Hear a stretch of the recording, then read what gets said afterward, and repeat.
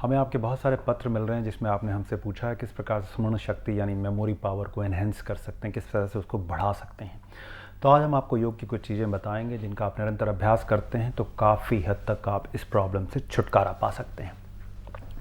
इस कड़ी में हम आपको षटकर्म की क्रिया बता रहे हैं जिसको हम कहते हैं त्राटक। त्राटक क्रिया यानी हम अपने सामने लगभग अपने 3 से 4 फुट की दूरी पर अपने आई के लेवल पर एक मोमबत्ती जला लेते हैं।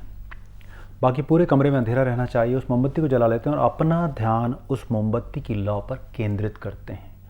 श्वास की जो गति होती है सामान्य होती है, हमारे दोनों हाथ ज्ञान मुद्रा में होते हैं और केंद्रित करते हैं अपना ध्यान उस लौ की मोमबत्ती की लौ पर और कुछ देर उसी प्रकार से इसको देखते रहते हैं। जब हम अभ्यस्त हो जाते हैं अपनी आंखें बंद करते हैं और विजुलाइज करते हैं लौ जो है वो जल रही है। इसका निरंतर अभ्यास करने से देखेंगे आप धीरे धीरे आपकी मेमोरी पावर एनहेंस हो जाएगी। आँखों की जो रोशनी होती है वो बढ़ जाती है, आँखों के जो रोग होते हैं वो दूर हो जाते हैं, काफ़ी हद तक आप रिलैक्स हो जाते हैं। उसके बाद हम आपको बताने जा रहे हैं काया स्थिरम, जिसको हम जड़ ध्यान भी कहते हैं।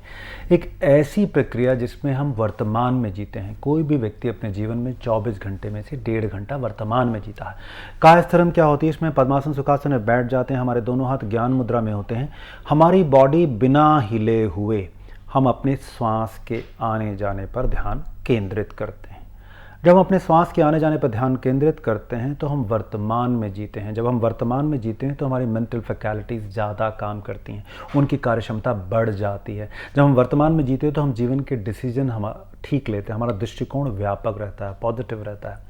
उसके बाद तीसरा हम आपको बताने जा रहे हैं भावना। भावना भी एक ऐसा ध्यान है जो विशेषकर विद्यार्थियों के लिए जो दिमागी रूप से काम करते हैं उनके लिए बहुत लाभप्रद होता है। भावना में हम क्या करते हैं, रोज़ रात को खाना खाने के पश्चात पद्मासन सुखासन में बैठ जाते हैं और अपने पूरे डे को सिलसिलेवार एक एक चीज़ को हम क्रमबद्ध देखते हैं, विजुलाइज करते हैं कि हमने प्रातःकाल सबसे पहले क्या किया।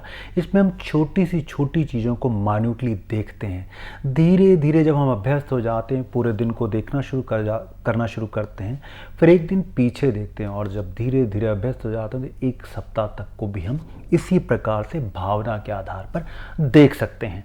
उसके बाद हम आपको बताने जा रहे हैं चौथी क्रिया जिसको हम कहते हैं ओम मंत्र ध्यान, उस परम पिता परमेश्वर का ध्यान। ओम 3 शब्दों से बना है, आ, ओ और म, जिसका अर्थ होता है रचना, पालन और विनाश। ओम मंत्र ध्यान के कारण हम ब्रह्मा विष्णु महेश का आह्वान करते हैं।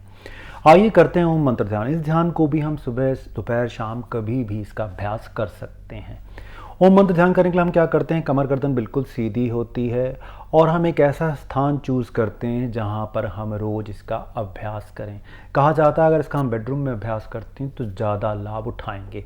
ओम मंत्र ध्यान करने के लिए हम क्या करते हैं, हमारे दोनों हाथ ज्ञान मुद्रा में होते हैं, मुंह से हम लंबा गहरा सांस लेते हैं और म के उच्चारण पर अपना ध्यान केंद्रित करते हैं। आइए करते हैं ओम मंत्र ध्यान। ओम।